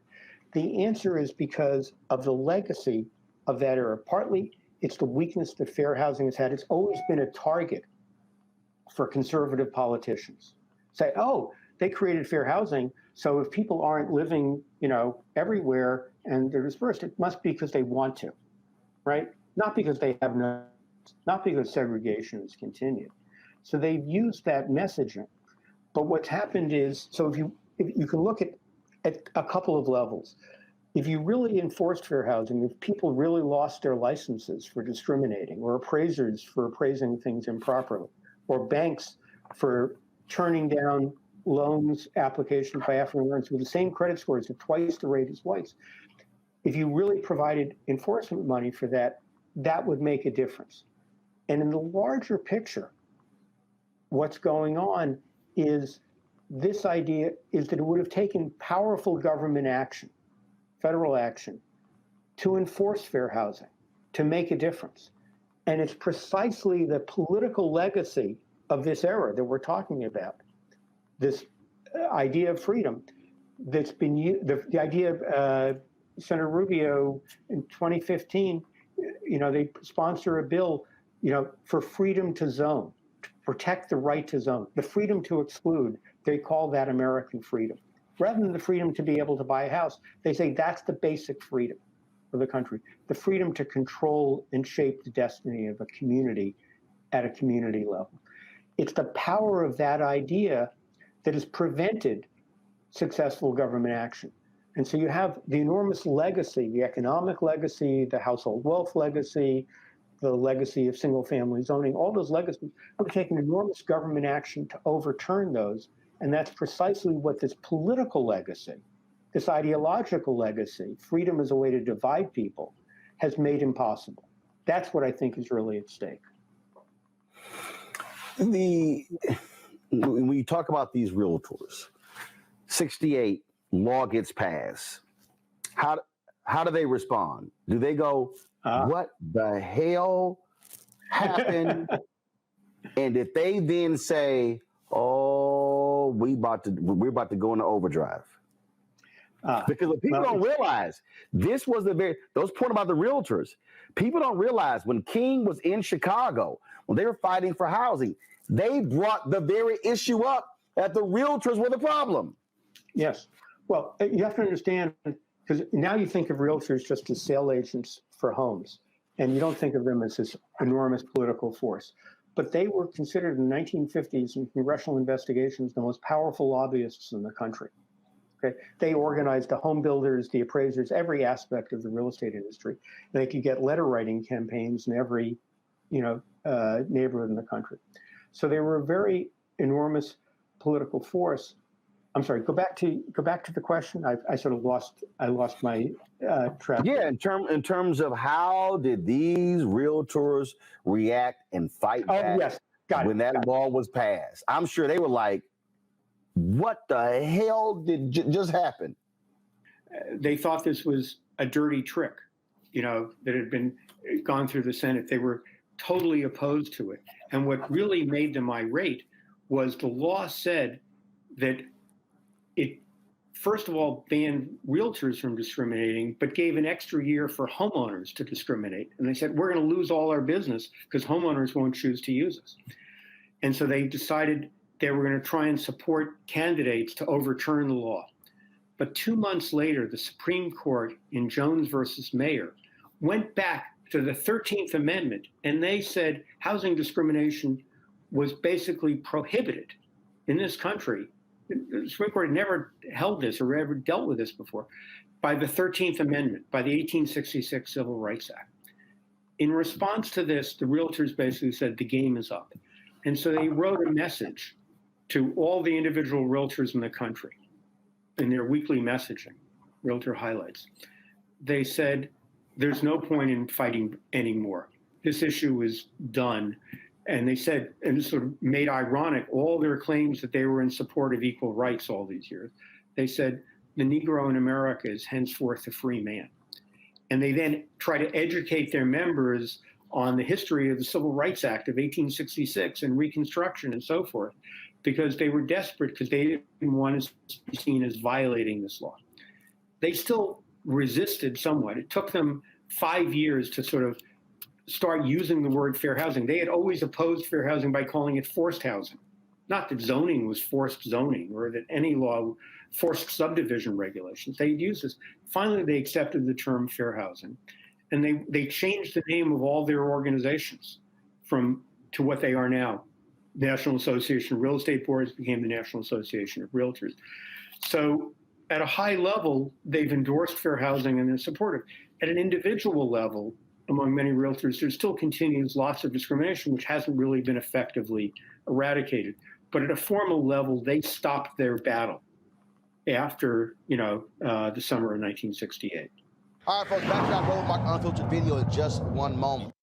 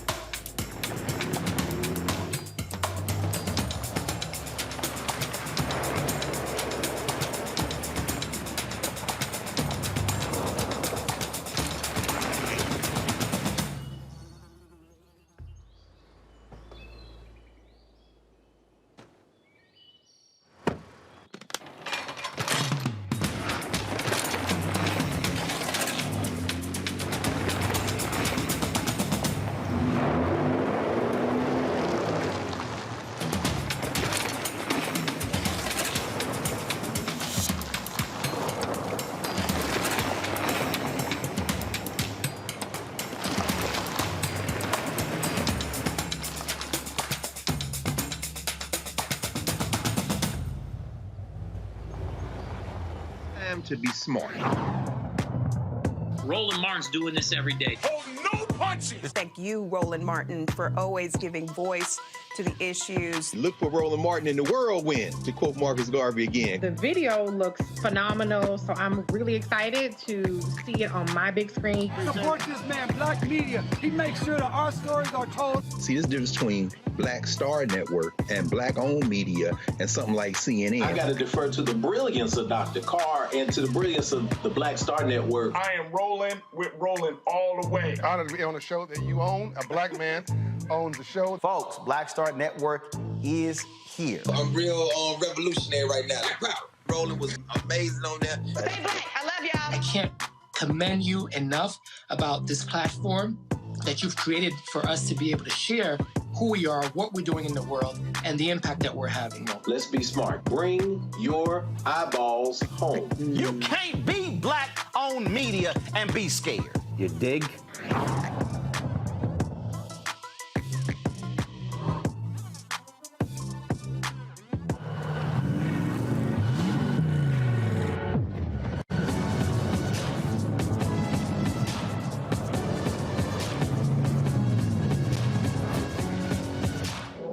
Peace and love, everybody. I'm Purple Wonder Love. Hey, I'm Donnie Simpson. What's up? I'm Lance Gross, and you're watching Roland Martin Unfiltered. Today of realtors steering people away from white neighborhoods. We still see these things. And so earlier you talked about the Fair Housing Act being grossly underfunded. Where do we stand today on this issue? How pervasive is it? Obviously, it's not as overt as it used to be. Yeah. And what needs to change? Well, I think, probably there are a couple of things. One is money to enforce this act and the willingness to use it to suspend licenses. So Newsday did this tremendous story in 2019 called Long Island Divided, in which they traced exactly what was happening in every neighborhood across Long Island of racial steering.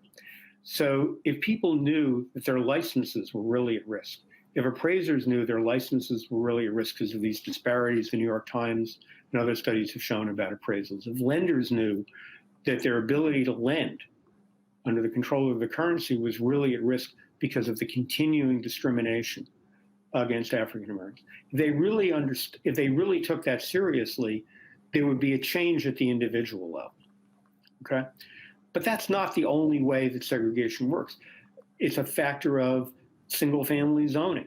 It's used in many areas. Massachusetts recently passed a law, and California in a modest way with duplexes, to begin to challenge the hegemony of single-family zoning, of the right to single-family zoning, for large lot zoning for entire suburbs. This was a creation of the realtors in the 1920s to support racial covenants. They couldn't directly zone racially. The Supreme Court ruled against that. But they created these all-white suburbs to basically enforce zoning laws to make certain that nobody was going to build who was going to sell to African Americans.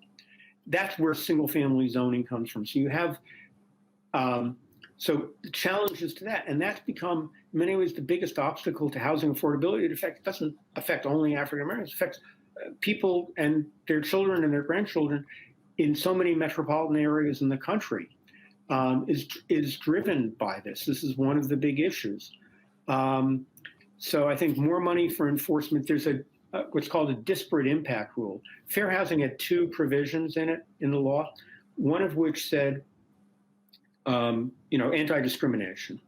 And the other said the federal government was to use its powers to further fair housing in how it gave money to local communities, whether it gave money for any kinds of grants, had to be certain they were breaking down the barriers of segregation.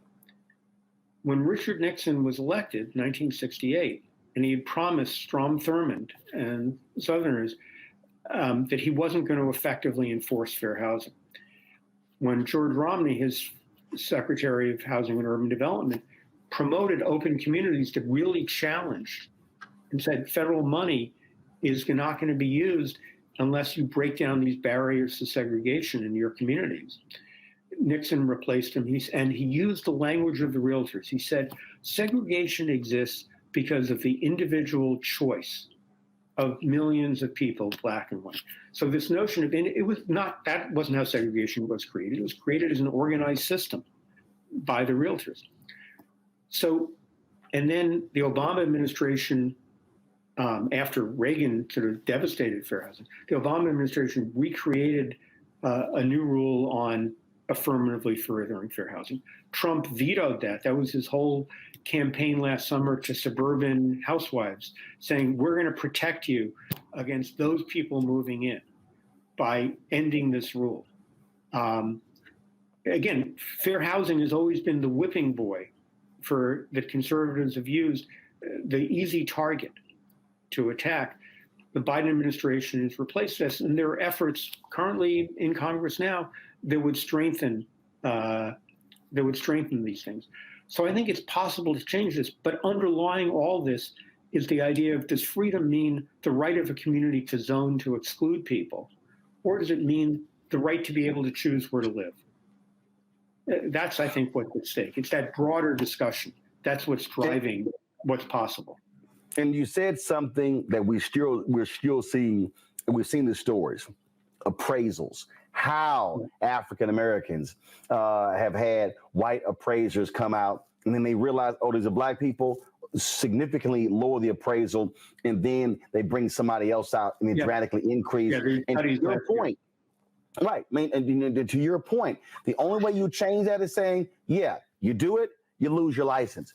But see, that's the thing. It's sort of like bankers. You know, Congress was afraid to say, bankers, you launder drug money, you're going to prison. I mean, at some point, there has to be repercussions. It can't just be some measly fine or a letter. No, it has to be, you are going to be out of business. Exactly right. That's exactly right. If you want to take this seriously, there has to be penalties. And I think that's exactly right. There has to be the will to enforce it and the ability to do so. You know, I want to go back to something you said earlier about this broader theme that I think is important, which is that when the Realtors created this idea of freedom, standing on its own, nakedly, this idea that freedom means your right to deny choices to other people, it wasn't enough. It wasn't powerful enough to make it. What was essential was they wanted to redefine American history, to say the purpose of the Declaration of Independence was to have owners have the right to choose who to sell their property to. All their ads showed patriots in tri-corner hats, as though the Realtors were Paul Revere. They created a property owner's Bill of Rights. They said this was the original Bill of Rights that should have been in there from the beginning. So they redefined the purpose of the American Revolution. When you talked about what was the piece of paper Martin Luther King was talking about, the Declaration of Independence says life, liberty, and the pursuit of happiness. To secure these rights, government is established. In the 1947 Truman President's Committee on Civil Rights, they basically, the greatest threat to American freedom, to that idea of freedom in the Declaration, was segregation, both by the Realtors, residential segregation, and Jim Crow in the South. Those were the two central denials of that right. So the Realtors had to tackle and redefine the purpose of American history. The purpose of American Revolution now not became a government established to create and balance the rights of all. That's what freedom had meant in the Declaration. And that Lincoln had used in the Gettysburg Address, and that King was, re-evoking. What they were claiming was that freedom meant your right not to be intruded on by government. Freedom meant instead of government balancing the rights of all, the purpose of this use of freedom was to delegitimize the right of government to do precisely that, to protect the rights of everyone. And they used this language of freedom as a zero sum, belonging to you separately. So when government tries to balance those rights, it's taking away your freedom. They needed to redefine American history. That's why these battles over the meanings of the past are so important and so effective. And part of what I argue is, if you want to change this dynamic, if you want to change the way freedom is used by conservatives calling themselves the only freedom-loving Americans, it's by using two different terms. It's by constantly saying there's exclusive freedom, which is the freedom to exclude, the freedom for some people, versus inclusive freedom, inclusive for all Americans, where government balanced the rights of all. And every time a conservative uses this meaning of freedom, you say, that's exclusive freedom. That's not the freedom we mean. We mean inclusive freedom. And to constantly use that language to distinguish these two opposite meanings would allow liberals and progressives to begin to combat the way freedom has been used in this country and monopolized largely for the last 50 years. Well, again, that's a messaging issue. Frankly, Democrats and progressives have been horrible at for a very long time. And it's understanding word usage and what it means, because when they say that, it means one thing and a lot different than what others see it. So a fascinating book. I always ask this question. This will be my last question. I ask this question of every author, and that is, what was the wow moment when you were doing the research and writing this book? That one or two things where you went, wow, that's crazy. Yeah. One was reading the statement from a Black real estate broker in Los Angeles in 1904. I had sort of assumed, because it was part of the common myth, that segregation had always existed. And this Black real estate broker said, you know, Negroes in this city, Los Angeles, the fastest growing city in the country at the time, have prudently refused to segregate themselves and live in many of the best neighborhoods with the best services and the best homes. 13 years later, in African American same city, the whites have encircled us with invisible walls and made it impossible for us to go beyond those walls. That something dramatic had changed, that segregation hadn't always existed. That was one wow moment. A second wow moment was going to the archives of the National Association of Realtors, who preserved these materials in the 1960s, and finding this physical package, a binder, or a loose leaf, a folder, 1.5 inches thick, that was called the Forced Housing Action Kit. And what this was, they distributed this confidentially to every real estate board in the country to fight fair housing. And it contained like a 5-minute script, a 10-minute script, a 12-minute script.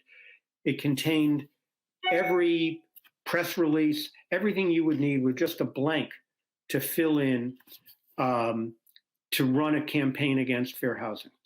And the key messages were, and this was just written in these languages: never speak about race, only speak about freedom.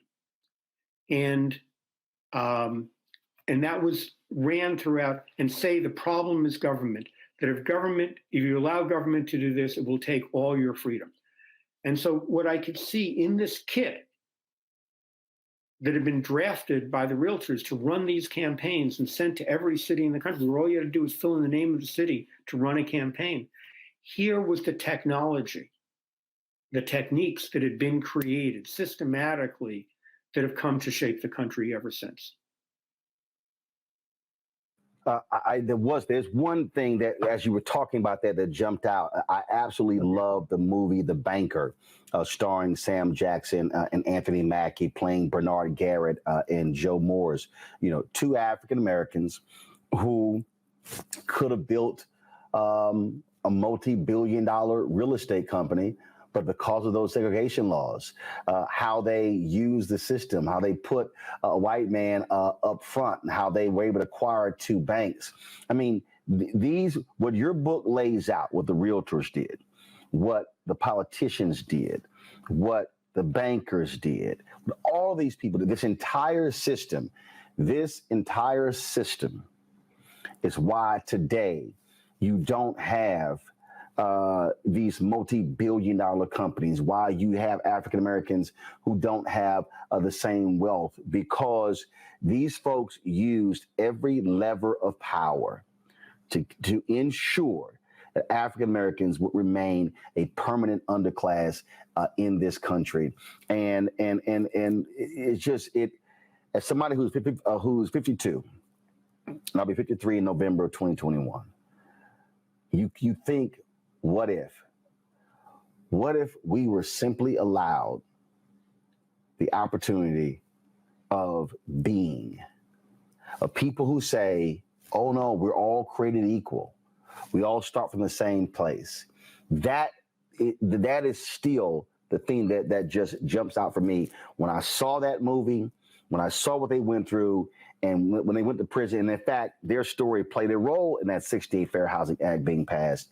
And it was stunning that I had never heard that story until the movie came out. That there was no book. I asked Sam Jackson, there hasn't even been a book written about those two and what that whole story was about. But what you lay out here is it just goes to show what this country has done to ensure that we don't get what we rightly deserve, and that is birthright, the birthright to truly be free. You know, one of the things I learned, I don't know if it's exactly an aha moment, but was that it took enormous work and organization to basically take America's free market, basic ideas of free market economics, that anybody should be able to buy and sell to each other, regardless of race or anything else, a rambunctious, powerful free market, to racially organize it.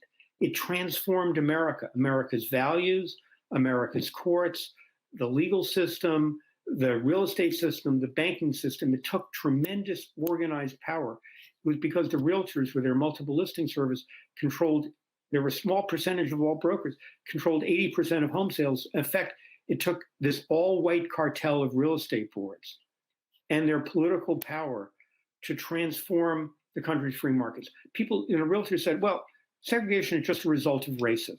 Well, obviously, racial prejudice drives all these things. But racial prejudice was just as powerful, if not more powerful, in 1900 than it was in 1950 or 1960. It wasn't racism that created segregation. Racism, what residential segregation did is it reinforced segregation. It said, you can't view a lawyer or doctor moving into your neighborhood as an individual. You have to view him as he's a threat. He's stealing, your home. He's stealing your neighborhood. It reinforced racism, but racism wasn't the source of segregation. It took an enormous effort to transform the country, and that effort and the legacy of those battles still affects the country for everybody. Absolutely fascinating. It is the history lesson we all need, and I certainly hope folks will check out Freedom to Discriminate, How Realtors Conspired to Segregate Housing and Divide America. Gene Slater, thank you so very much for a fascinating conversation. Thank you so much.